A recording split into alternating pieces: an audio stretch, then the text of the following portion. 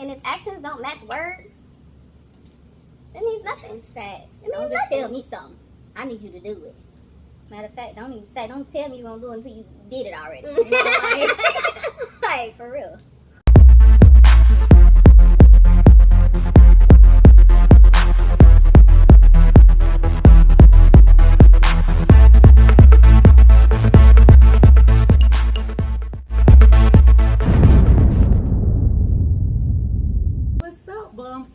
We are back at it again. Welcome to the channel.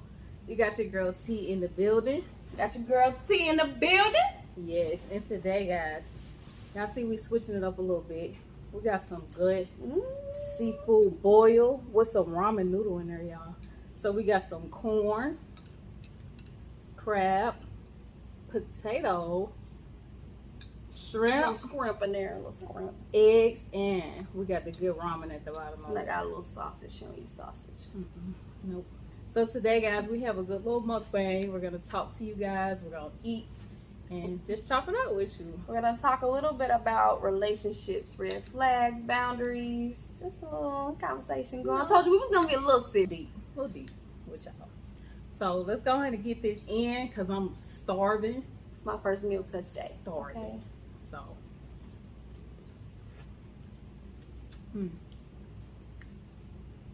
That sauce is buzzing. Mm-hmm. It's BLOVE sauce, y'all. If you don't know, look it up. Mm-hmm. This is one. So, to start it off, you want to start with boundaries or red flags? Red flags. Red flags. You know what I'm saying? What type of red flags do you look for? Or not necessarily look for, but watch out for. I think I look for, like you mentioned in our previous video, when people don't respect your boundaries.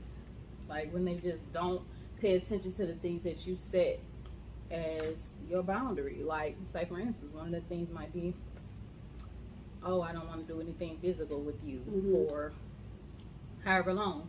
If they're not respecting that, it's a boundary. You know, it's a red flag. So what type of ways could they not be respecting it? Because there's different type of ways that they couldn't be respecting it. Say, if you tell them you don't want to do anything physical and they're always, you know, trying to inch their way by doing little things, that's a red flag because they're trying to test your boundaries. I don't necessarily know if that's a red flag because at the same time it shows like their physical attraction towards you. And you have to also take into account some people's love language is physical touch. So I guess it's the extent that you go with that. I think it just depends on how well you know the person too. Because if you're just meeting them and they're doing that, I mean, even if it is their love language, you're just meeting this person. You're just starting to date this person and getting to know this person. Yeah. So that doesn't need to happen in the beginning. That's true. I think that probably goes into the conversation of boundaries. Like, you have to set a certain boundary of when it's going to be okay for you. Like, to touch you and to do other things, yeah. That depends on the person, really. Yeah, definitely. But ladies, if you set a boundary and a person isn't, I guess, respecting that boundary, it's a red flag. It's a red flag. What do you see as some red flags? Some other ones, I should say. I find that it's a red flag when someone treats you differently when they're mad. Oh, yes. Oh, yes. If you get mad and don't do the things that you would normally do, that's a red flag to me. Because whether you're mad or not, you're still supposed to show your care and your love for that person. Absolutely. Because it's like, let's say for instance, y'all get into it and something happens to you. Are they not going to show up just because they mad? No, you still love your partner even through the storm, because guess what? We're all gonna have relationship problems. We're all gonna get mad at some point, but you still show up. Like, don't start acting different just because, oh, we had an argument yesterday. If you know you're supposed to come pick me up from work and we got an argument yesterday, come pick me up from work. And be there on time. Right. Like you normally would do. Well, that's another one for you. Another red flag?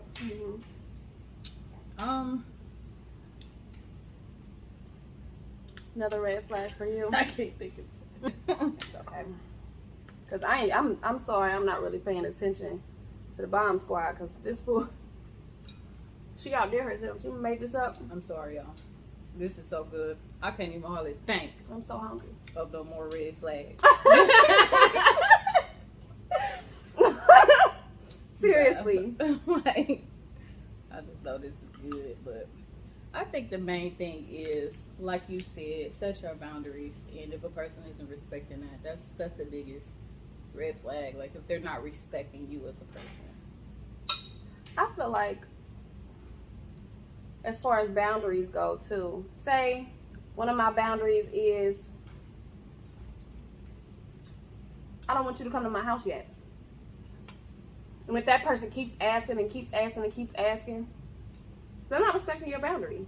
Because you clearly said that that's not a step you want to take yet. Exactly. It's like, if I've already answered the question, wait until I'm okay with taking that next step. You don't have to press the issue.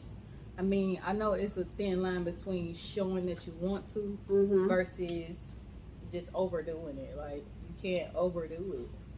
And that kind of brings me to my next question, or my question, I should say. If you have children, when do you think it's okay to introduce that person you're dating, entertaining, to your children? I honestly wouldn't put a time frame on that. Because getting to know someone is a process, and you have to make sure that that person is fit to meet your kids. For sure. I agree. Because it could be like, okay, you can't meet my kids until we've been dating for 2 months. They could be putting on a front for 2 months about how the true self. Facts. And then at 2 months come, they meet your kids and they run with that. Like, oh, I met your kids, you know. No. I've dated someone for years and they still didn't meet my kids. So, with that though, you feel like it's just certain qualifications that they would have to have before meeting them? Not necessarily professionals, but just overall qualification. What qualifies someone to meet your children? That's a lot right there. Take a step. I think one thing for me is when they show care, when they ask. Because some people you might date, they never even ask about your kids. Never and it's ask like, about the kids. I have kids. You never asked about them. Why am I going to want to introduce you to them? You see what I'm saying? So it has to be that level of care and it's also wanting to know. It's also a matter of how they treat you too. Yeah. That goes along with, you know, how they treat you when they're mad, sad, whatever. Communication has to do with that. Because if they can't communicate with you, how are they going to communicate with your kids? Right. If they have kids, how do they treat their kids? Yeah, that's a good one. Like, are you present in your children's lives? Like, even though you are a parent, co-parenting, how often do you get your kids? What types of things do you do with your kids? What types of conversations do we have about kids? You know, how do you discipline your kids? How do you talk to your kids? Yeah, that's important. I want to talk a little bit about what you think bare minimum is, because some of the guys that I date or have dated Past tense. Make that very clear. Have done the bare minimum and then expect me to just do wife things. So what do you think bare minimum is? What do I think the bare minimum a guy should do in dating you? Well, what do you feel like the definition of bare minimum is? I mean, just doing enough, pretty much. Like, only the smallest thing. So, like, say for instance, if someone is dating you, yeah, they might text you, they might call you here and there. You know, those are things that should be done. Mm-hmm. But I think going above just that is, let's go out on a date. Mm-hmm. Or, I'm thinking about you, let me drop you off a gift. Mm-hmm. Or, oh, you know, if we're kicking it, I see your feet are hurting, let me rub your feet. So bare minimum is just doing little.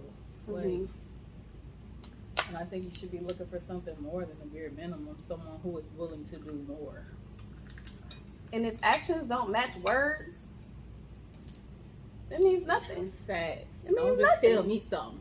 I need you to do it. Matter of fact, don't tell me you're gonna do it until you did it already. You know, like for real. Mm-hmm. I've had that issue multiple times. My bad, Bomb Squad. I ain't even get y'all none. Get that bite. Mm-hmm. It's It's good. just Ain't it? hanging. It's good. Ain't it? It's a little bit spicy, y'all. It is. A little Not too spicy. Just a little kick to it, bit spicy. but it's needed.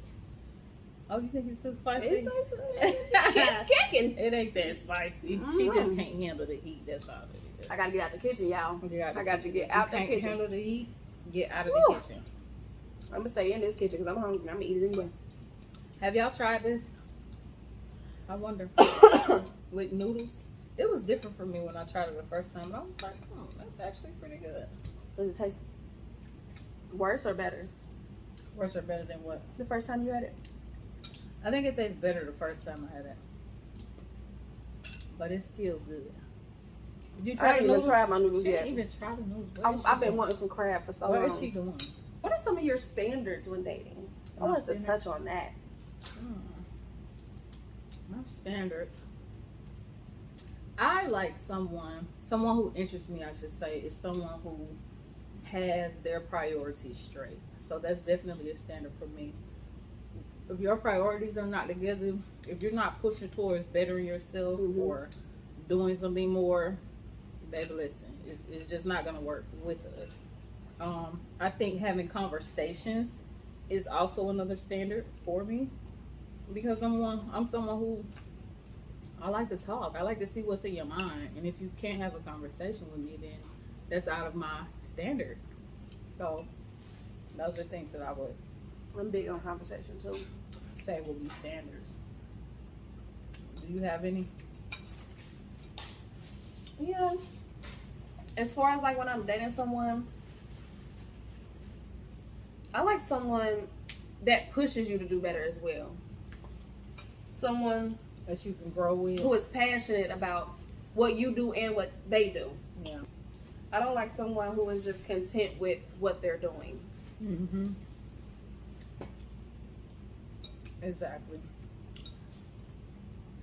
Being complacent in life. Let me see what I got on these posts. You should always want to do better. Do you believe in love at first sight? Do I believe in love at first sight?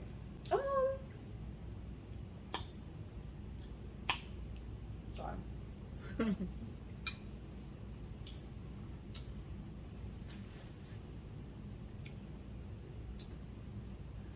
I don't. I'm with you on that. I don't. Because it has to be more substance. That's, to me, that's more of a physical lust thing. You could see someone and be like, oh man, I love the way she looks. But you don't know that person. How can you love someone you don't know? I don't believe that. You have to really get to know someone to love them. For real. We do. You got to see what's in their mind. Because looks fade, we all know that. But how your mind is, your mind 9 times out of 10 is going to be pretty fixed. So, seeing someone for how they look, It won't last. yeah. It won't last. It could be the most beautiful person on this earth, and their personality could be so ugly. Treat people the worst ways. Like there's a lot that comes with that. Yeah. There's a lot that comes with people, period. So love at first sight, I feel like that's just like a fairy tale. Mm-hmm. Do y'all believe in fairy tales? Let me know in the comments. Do y'all believe in To each his fairy own. tales? If you believe in it, I don't judge anyone. Right. But everybody has their own opinion on things. Yeah. You a fairy tale lover.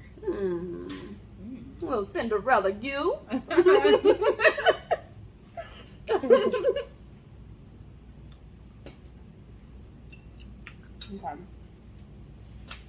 I am getting full. I'm getting bored too, y'all. I ain't gonna lie. This will fill you up real quick and put you to sleep if you ain't had none of this before. So hopefully y'all get in the kitchen and make this, because it's definitely the bomb.com. But yes. Emotional support is very important in a relationship as well. I agree, because we as people, we just go through things, and you need to feel like you have someone there to kind of lean on in those times of trouble. And it's not always, about giving advice. It could be about listening, just to be a shoulder. You know what I mean? Mm-hmm. Some people think that when somebody is venting, they always want an answer. Sometimes they just want to vent. They want an ear to know that someone cares. Yeah, that's true. That's true. That's definitely a form of emotional support. Just being that listening ear. Like she said, you don't always have to.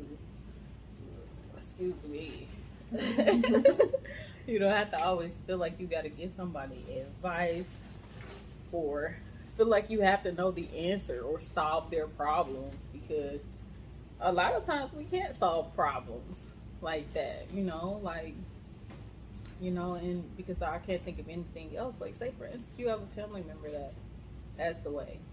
You can't answer that. The only thing you can do is be there and console your partner. So, like she said, just be a listening ear sometimes and hold them when they need to be held. And being there when they need you the most. Yeah, for sure. All right, y'all. I think we got one more question in us, and then we're going to go ahead and cut this. But if y'all have been watching for this long, go ahead and like, comment, share, and subscribe. And hit that bell. Mm-hmm. And put some white hearts in the comments. That's how we know we made it this far. Yeah, drop them white hearts in the chat, because we need it. We need it. Mm-hmm. Okay, so the last question I think I want to end with is, what is love? That's deep, ain't it? Ooh, it's so deep on me. I'm so speechless again. What is love?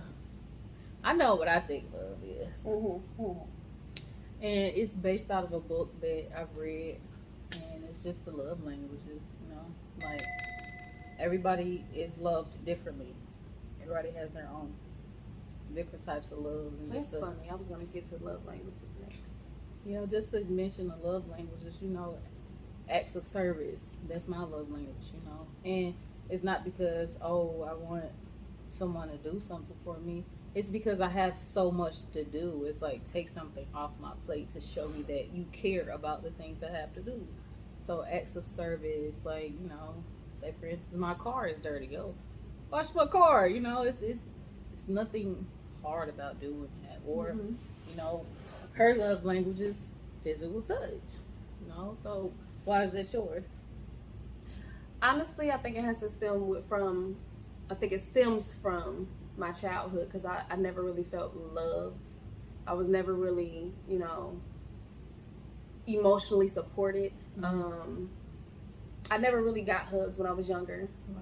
I went through a lot when I was younger. So I think my love languages is something that I craved because I never got. That's deep. So quality time, I never really spent time, with family. I mean, I was with my brothers and sisters, but not as a collective with my parents, have a movie night, stuff that I do with my kids. Yeah. Something that I didn't do with my parents. Yeah. So, yeah, I think that's where mine still from. Okay, quality time, physical touch for hers, and then another love language is gifts. People like being given gifts, and it's not just because they can't get a gift themselves or buy things for themselves. It's because they want to feel thought about. That would be a reason for a person if their love language was gift giving, you know. And then the final one being words of affirmation. You may be somebody who comes from, you know, a childhood of just being told you can't do this or being belittled, and so when you hear somebody give you words of affirmation, it feels like a loving feeling, kind of like how she mentioned when she was a child, she didn't necessarily have that closeness of people or people want to hug her. So the same type of approach, if someone didn't get those things as a child, or even if someone did get those things as a child, they may still crave that type of loving language. So in a nutshell, that's what I feel, you know, love is. It's just based in those love languages. Everybody being loved in their own different ways. Yeah, I was going to say that too. Like, just because your love language is quality time doesn't mean that someone that you're dating love language is quality time. Like, you know, some people might not like to be physically touched, but your love language is physical touch. You have to work with each other and figure out how each other likes to be loved. Exactly. Or wants to be loved. Exactly. It may take a little bit of time trying to figure that out, but it's important that you do so that you can make sure your partner feels loved in the relationship. And let's say, for instance, you might not always like doing a thing that your partner wants as their love language, but you got to sacrifice sometimes in a relationship in order to make that partner happy if you feel like that's the person you want to be with. You know? So that's what we're going to end with, guys. We hope you have enjoyed this video. We definitely enjoyed it. Y'all see, I smashed. I smashed. I told you I don't eat a lot. She ain't eat nothing over there. I get full so fast. But she gonna eat it off camera later on. Oh, yes, I will. So Sure will. this food was thebomb.com. Like I said. Good job. You did an amazing job. So if you guys haven't already, go ahead and follow us on our social media. We're going to drop that down in the description. So, guys, with that being said, peace, love, and happiness. Peace out. Peace out.